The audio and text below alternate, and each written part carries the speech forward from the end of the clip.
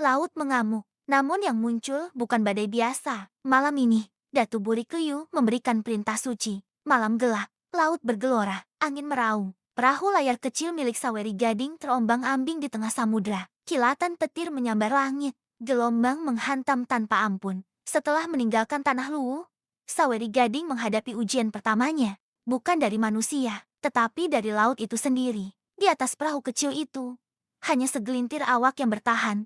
Tepan Rita, pembaca arah angin dan bintang, Daeng Makule, pemimpin awak, I Daeng Pati, prajurit setia, serta seorang bisu sakti yang memberikan ramalan tentang Wei Chudai. Di haluan, Saweri Gading berdiri tegak, tatapannya menembus gelap, seolah menantang takdir.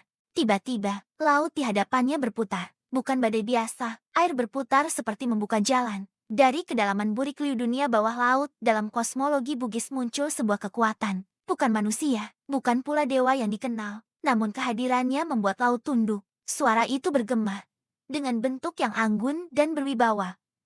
Wahai putra Luwu, takdirmu belum selesai.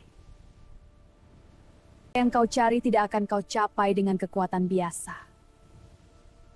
Gelombang tiba-tiba tenang, namun tekanan di udara semakin berat. Carilah pohon yang berdiri di batas dunia, akar menembus bumi, pucuk menyentuh langit. Saweri Gading berlutut di atas dek perahu yang basah. Kepalanya tertunduk hormat. Wahai Datu Burikliu, aku mendengar perintah. Datu Burikliu melanjutkan dengan suara yang bergema. Namun ingat putra Luwu, pohon itu hanya bisa ditebang oleh seseorang yang rela kehilangan segalanya.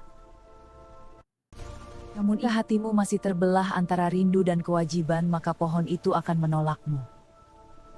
Setelah mengucapkan peringatan tersebut, Datu Burikliu perlahan tenggelam kembali ke dalam pusaran air. Dalam sekejap pusaran laut tertutup kembali, seolah tidak pernah terjadi apa-apa. Malah menjadi sunyi. Saweri Gading tertidur di dek kapal. Tubuhnya lelah, namun jiwanya gelisah. Dalam mimpinya, cahaya turun dari langit. Sosok Batara Guru muncul dalam terang yang tak menyilaukan, namun terasa berat. Saweri Gading, jalan yang kau tempuh bukan jalan manusia biasa. Pohon itu telah menunggu, namun ia tidak akan tunduk pada hati yang ragu. Jika kau ingin menembus batas dunia, kau harus siap kehilangan segalanya. Ini adalah penebusan dosamu karena hasrat terlarang kepada saudarimu sendiri. Batara Guru melangkah mendekat, meletakkan tangan kanannya di atas kepala Saweri Gading. Aku memberimu berkatku meski kau telah kusesali, semoga kekuatan ini melindungimu di perjalanan yang berat. Tapi ia tidak menebang pohon, melainkan juga membersihkan hatimu dari hasrat yang terlarang. Cahaya berkat itu perlahan memudar. Batara Guru menghilang dalam cahaya putih emas. Pagi hari, ia terbangun. Namun kali ini, dunia terasa berbeda. Langit tidak lagi kosong. Burung-burung terbang dalam pola yang aneh, seolah mengawasinya. Angin berubah arah tanpa sebab. Air laut bergetar tanpa gelombang. Tipan Rita berbisik pelan. Tuanku, ini bukan tanda biasa, langit sedang berbicara. Malam berikutnya, Saweri Gading menatap bintang. Dan untuk pertama kalinya, ia melihat sesuatu yang tidak pernah ia lihat sebelumnya. Rasi bintang membentuk pola, bukan sekadar cahaya, tetapi bentuk, seperti pohon raksasa. Akar di bumi, batang di dunia manusia, pucuk menembus langit.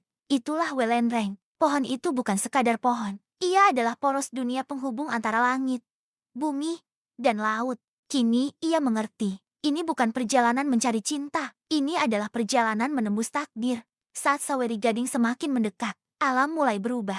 Udara menjadi berat, cahaya terasa hidup, dan dunia seolah mengawasinya. Saweri Gading berdiri di hadapan hutan yang sunyi. Di dalamnya, sesuatu menunggu. Apakah ia siap menebang pohon yang tidak seharusnya ditebang? Atau justru pohon itu yang akan menguji dirinya? Tuliskan pemikiran Anda di kolom komentar. Jika cerita ini menyentuh hati dan membangkitkan kebanggaan akan warisan Nusantara, berikan like dan share kepada sesama pecinta sejarah serta mitologi.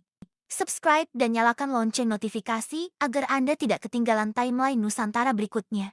Selanjutnya, ujian di hutan suci ketika Saweri Gading yang diasingkan mulai menghadapi pohon sakral yang menuntut segalanya. Karena cerita leluhur tidak pernah berakhir, ia hanya menunggu untuk diceritakan kembali.